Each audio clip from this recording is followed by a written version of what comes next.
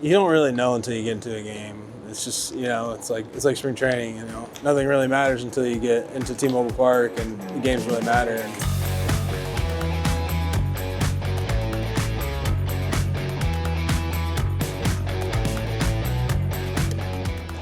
Well, Cal, this week, it's not a fun topic we're starting out with. This week, unfortunately, started with some tough news for the team and learning that Victor Robles is going to be out for a long time. And I know fans kind of react one way to that, and in some ways it's part of the game for you. But what does that kind of do to a clubhouse when you see that, and what's the mindset when that happens? Yeah, I mean, obviously Vic is a huge loss.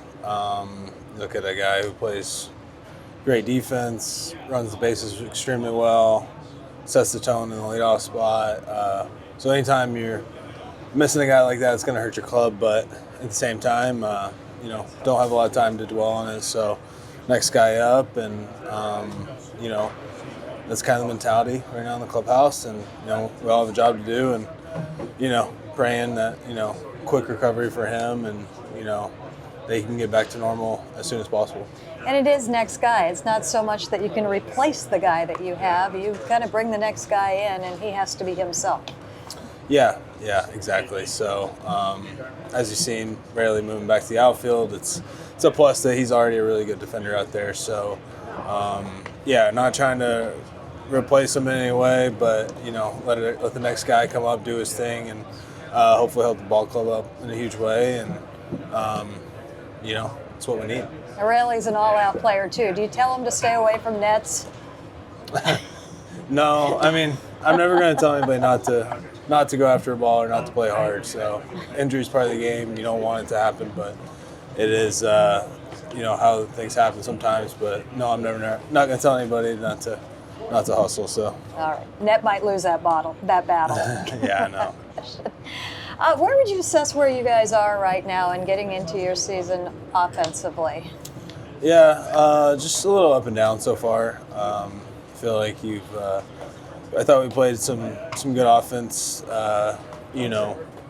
especially in San Francisco. Home, not particularly well, but I think last night was a good night. Obviously, it's one of those nights. Both teams weren't hitting.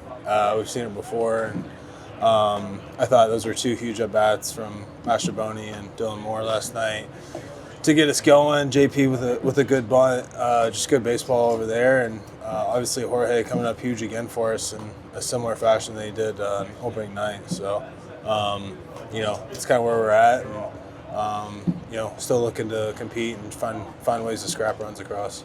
Is that it? Is it scrapping runs? Is that we've seen the home runs, we've seen the runners on base. Do you need more of the kind of scrapping that you're talking about right there? Yeah, we just need push runs across, and if it's bunting, it's bunting. If it's running, it's doing whatever. So we just got to take advantage of those guys on base. Can't be leaving them stranded, and just got to find a way to get those guys in, no matter what the cost. So.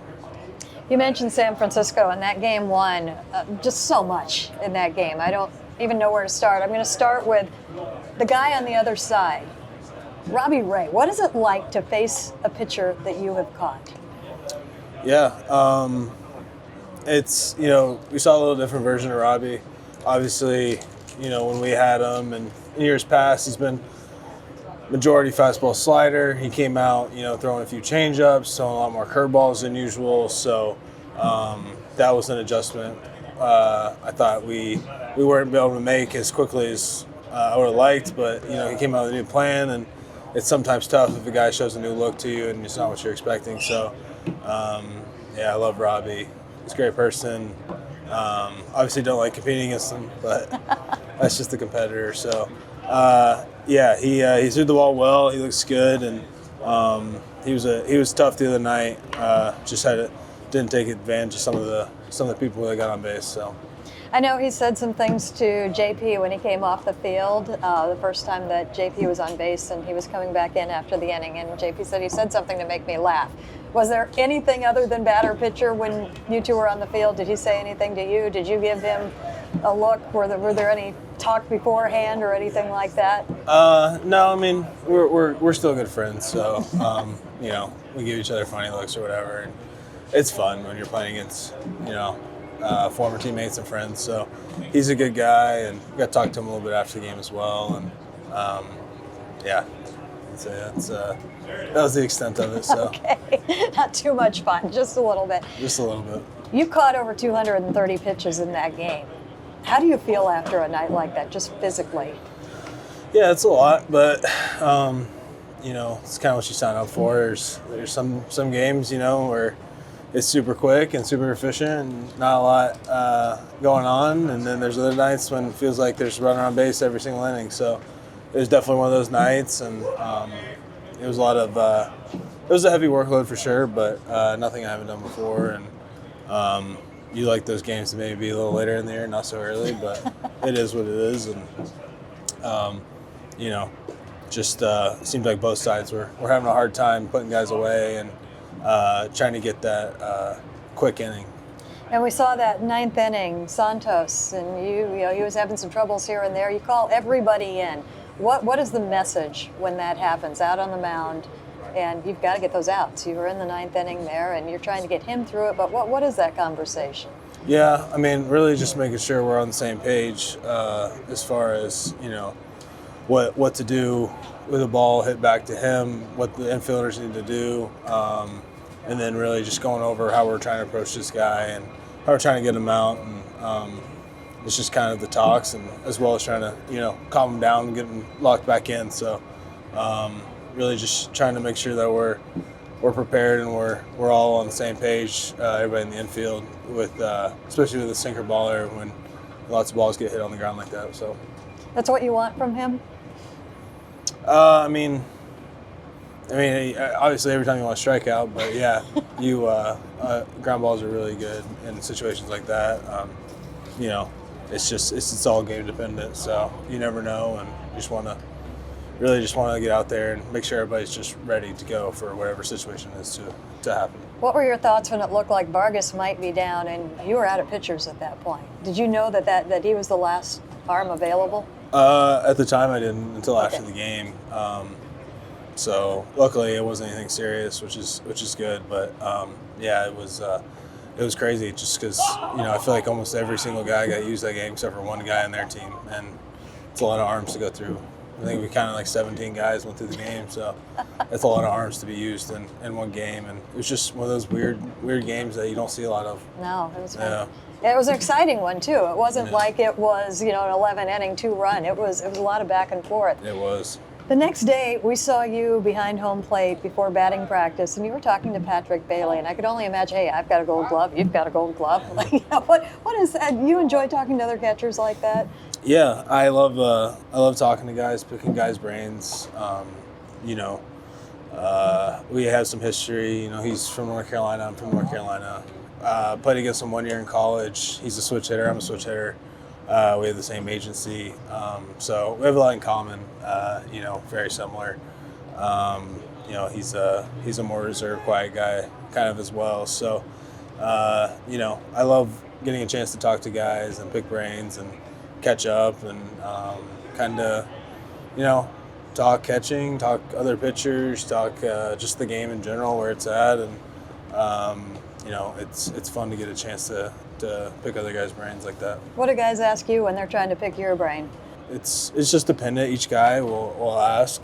Some guys like talking catching, some don't. Some guys like talking game plan, strategy, talking pitchers, talking how they handle pitchers. So it's kind of that, and then just kind of where the game's at, the state of the union, as far as where we're at. Talk about other teams. Talk about kind of just a little bit about everything, and it's usually a good conversation. So it's always good to talk to guys and see what it's like on other teams, and it's kind of similar on all 30 clubs in a way. Mm-hmm. I mean, it's different, but it's also very similar in the sense of clubhouses and how people do things. So you probably learn a lot because you're only on one team. I guess that's the best way to do that, is just talk to. Yeah, just go and talk to them, ask them questions, and just pick brains and see what it's like. And it's usually teams always have the same things going on. There's always end of the world things going on with every single team, and